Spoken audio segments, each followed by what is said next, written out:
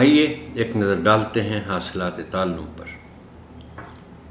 اس سبق کی تکمیل کے بعد طلبہ اس قابل ہو جائیں گے کہ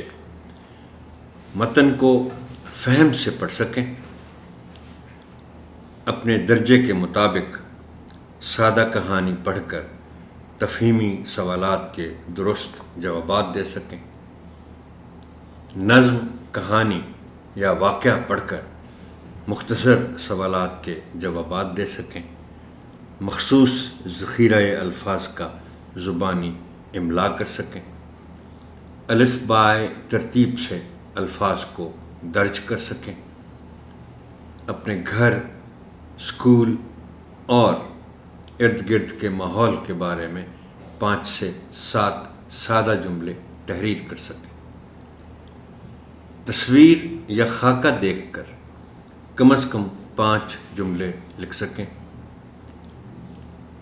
سماجی ضروریات کے مطابق مختصر ہدایات تحریر کر سکیں۔ معزز ٹیچر، میں آگے چلنے سے پہلے آپ کو ایک بات یاد دلانا چاہتا ہوں جو میں نے لفظ اسکول کے تلفظ کے سلسلے میں اس سے پہلے کسی QR سیشن میں کی تھی، اور یہاں یہ جو ایک حاصل تعلم ہے جملے تحریر کرنے کے سلسلے میں، یعنی اپنے گھر، اسکول اور ارد گرد کے ماحول کے بارے میں 5 سے 7 سادہ جملے تحریر کر سکیں۔ اب دیکھ رہے ہیں کہ اس میں اسکول الف سے شروع کیا ہوا ہے۔ آپ کو یاد ہوگا کہ میں نے کہا تھا کہ یہ کوئی جس کو کہتے ہیں ہارڈ اینڈ فاسٹ رول نہیں ہے۔ اب یہ مت سمجھیے گا کہ سین سے شروع ہونے والے ہر لفظ سے پہلے ہم نے الف لگانا ہے، اور خاص طور پر اسکول۔ اور اب یہ بھی یاد کریں کہ میں نے کہا تھا کہ زیادہ مشکل ہمیں بولنے میں تب ہوگی جب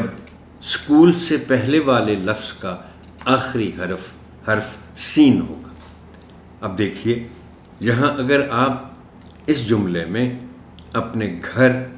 اسکول، آپ اگر اسکول سے پہلے الف نہیں بھی لکھتے، اور اگرچہ گھر اور اسکول میں کوما ہے، آپ کو وقفہ تو ویسے بھی کرنا ہے، لیکن اگر کوما نہ بھی ہو تب بھی اگر اسکول سے پہلے والے لفظ کا آخری حرف اگر سین نہیں ہے تو پھر بولنے میں مشکل نہیں ہوتی۔ نتیجہ یہ ہم اخذ کرتے ہیں کہ یہ آپ کی اپنی ثوابدید پر ہوگا کہ آپ کہاں سمجھتے ہیں کہ اسکول سے پہلے الف لگانا چاہیے، اور اس طرح کے اور الفاظ بھی ہیں، اسٹیج ہے جیسے